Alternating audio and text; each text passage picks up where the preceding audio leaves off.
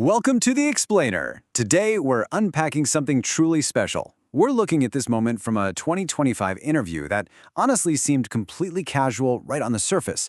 But it actually hides this deeply moving story about sports legacy and really how greatness is passed down from one generation to the very next.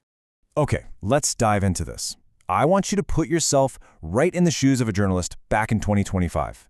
You're sitting directly across from Cristiano Ronaldo, obviously universally recognized as the absolute titan of his generation, and you ask him the golden question, right? Is it fair to compare you to Lamine Yamal? I mean, it's the completely natural thing to ask. The media is totally obsessed with finding the next GOAT to fill that massive vacuum left by the Messi and Ronaldo era, and literally, the entire world is already crowning this rising teenager as his ultimate successor. But rather than just taking the bait, diving headfirst into this competitive debate about stats and achievements, Ronaldo actually offered this very measured pushback. He firmly but gently just said that comparisons belong with Yamal's own generation. Basically, he rejected the entire premise of the question.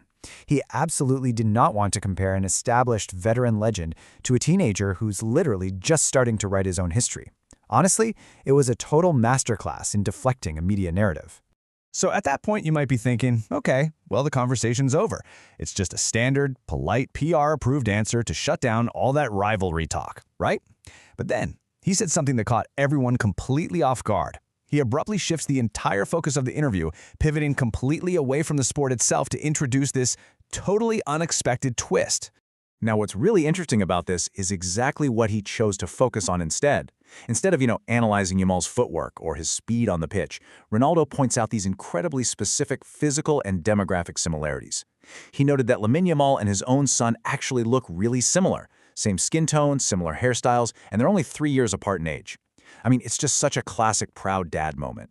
Instead of viewing this global teenage phenomenon as some sort of threat to his legacy, Ronaldo literally just sees a kid who reminds him of his own boy. And that exact dad energy led straight into this remarkably warm admission. Ronaldo just smiles and says, I like Lamine a lot, and my son is a big fan of him. Just think about the absolute gravity of that statement for a second. The single most decorated footballer of a generation is actively choosing to validate the teenager the whole world is calling his successor, and is doing it not by sizing him up as a rival, but by revealing that his own son actually idolizes the kid. It just completely humanizes both of these massive global icons in such a cool way. And this brilliantly illustrates the sheer contrast at play here. The media was desperately searching for this direct professional comparison, maybe trying to drum up a little bit of friction or some budding rivalry to generate those catchy headlines. But what Ronaldo actually delivered, it was a deeply personal family connection and pure, unfiltered admiration. He took a question totally designed to create division and just effortlessly turned it into this beautiful display of generational respect.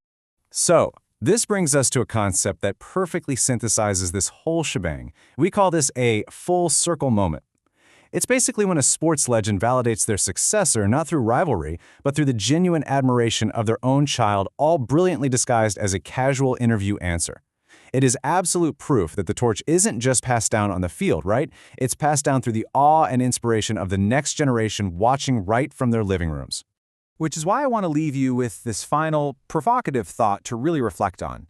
How often is a legend's legacy passed down not through fierce rivalry, but simply through the admiration of their own children? It truly challenges us to rethink how we view these generational shifts in sports. It's not always about arguing over who is better. Sometimes it's literally just about who the next generation chooses to look up to.